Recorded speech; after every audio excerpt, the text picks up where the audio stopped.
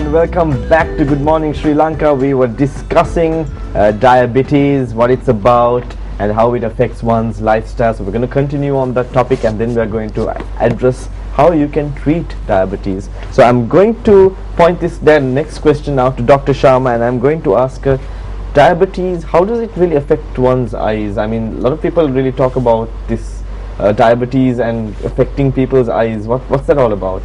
Yeah, actually diabetes is the leading cause of blindness in the world. It can affect the eyes in three different ways. One is cataract, and the second is glaucoma, and third is diabetic retinopathy. Cataract, I think, as all of you are aware, the lens become opaque, so the person no longer will be able to see. But with the advanced medical technology, it is easily treatable condition. You can just get a cataract surgery done, and again you can get back your vision. Unlike cataract, the other two complications are little deadly. So glaucoma, that is the increased pressure within the eyeballs. I'm sorry, doctor, I think we have a slide on it as well, so let's have a look at that while we're discussing it. Yeah, the first slide shows the cataract. Okay. So that is opaque lens, and the second slide shows diabetic retinopathy. So the retina is the innermost layer covering the eyeball, and diabetes affects this layer, and it causes a lot of hemorrhages and new vessel formation and edema of the tissues, and that leads to blindness. So it is very important a person with diabetes having regular eyes examination, ophthalmological assessment, because most of these complications when the person has symptoms are too advanced, but the eye surgeon will be able to detect them early when person says my eyesight are perfect. So that is why it is very important everybody with diabetes should have their eyes checked once they diagnosed as having diabetes, and then yearly thereafter, or more frequently if your doctor says so. I see. And how about the heart and the kidneys? Yeah, so diabetes directly affects the heart. So one can't live without heart. The problem is when you have high blood sugar level, it blocks it tends to that is actually a kidney. What happens is the blood vessels which supplies the heart get blocked. So an acute event, it can lead to a heart attack, or as a long-term effect, it can progress into the condition we call as ischemic cardiomyopathy. And if you get a heart attack suddenly, you will die, or if you recover from that heart attack, again there's a chance that you can go into ischemic cardiomyopathy and going into heart failure. I see. And when it comes to the kidney, diabetes affects the tiny blood vessels in the kidney, and it causes the passage of protein with your urine. I see. So the initial state is the microalbuminuria. That means the person passes 30 to 300 milligrams of albumin, the tiny protein, in their urine. The important is you have to detect this condition in very early stage, and if you can detect it, you can treat it. It's very easy to detect actually.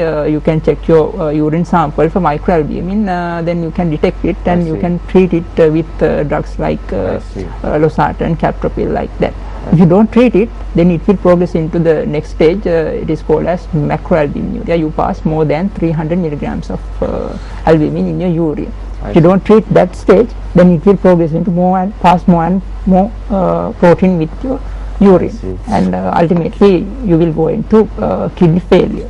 So I see. And Dr. Asantha, the nervous system I hear is affected badly as well? Yeah, when it comes to the nervous system, diabetes, the long-term diabetes can affect mainly the peripheral nerves. We call it, it can either be your sensory system, where a person would feel the sensations like pain, temperature, touch will be affected.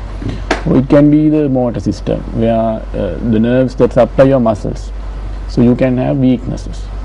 Then there is a thing called autonomic nervous system, which is not under your voluntary control. That is the component of the nervous system that maintains your heart rate, blood pressure, bowel bladder movements, sweating, and etc. I see. So once those components are affected because of the long-term diabetes, so a person would come to us with unusual excruciating pain, tingling I sensation, see. burning sensation. You must have heard all these complaints among the diabetics. And one can have weaknesses, especially eye muscles, facial muscles, Okay. and things like the blood pressure, sudden blood pressure drops, faintishness, dizziness, and you can have altered bowel movements, I see, bladder I see. function, etc. So it definitely affects the nervous Yeah. system a lot. And most importantly, Dr. Sharma, I have to toss this to you. Now, we've been discussing how it affects and what parts of the body it affects, but now how do you really treat this thing? How do you treat this disease?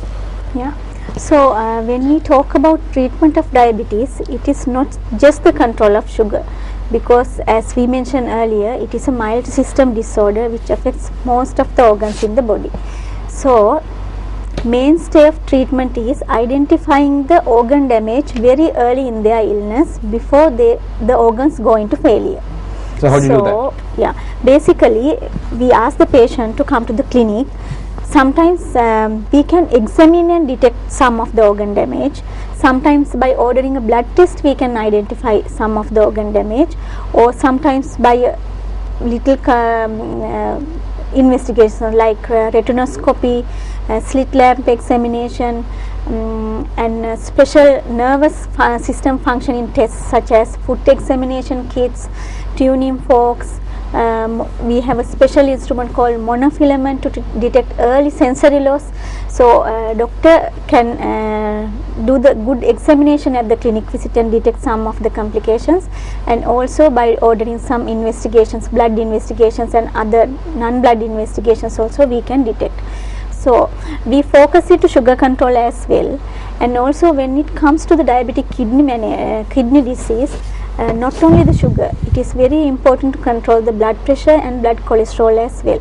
So when we have a diabetic patient, we give medications and diet to control the sugar, and also we look into their lipids values in the blood, and if they are high we advise them to be on low lipid diet, and also a medication to control the lipid levels. If their blood pressure is high, we start antihypertensive medications to control the blood pressure. Same time we educate about their illnesses. We have diabetic educator nurses in our clinics. They tell them about diabetic foot and how to prevent diabetic foot complications, and also importance of adherence to medication. So those are the aspects, and also we of course look into their stress level, and if they are depressed with this diagnosis we look into that issue also. And the nurses, mainly the diabetic educator nurses, they have long chats with the patient, and they just ask the patient not to fear about diabetes. I see. Because even with diabetes there are ways and means that you can spend a enjoyable life if you adhere to these instructions. Into what she said, another disastrous thing that we have observed among our patients is smoking.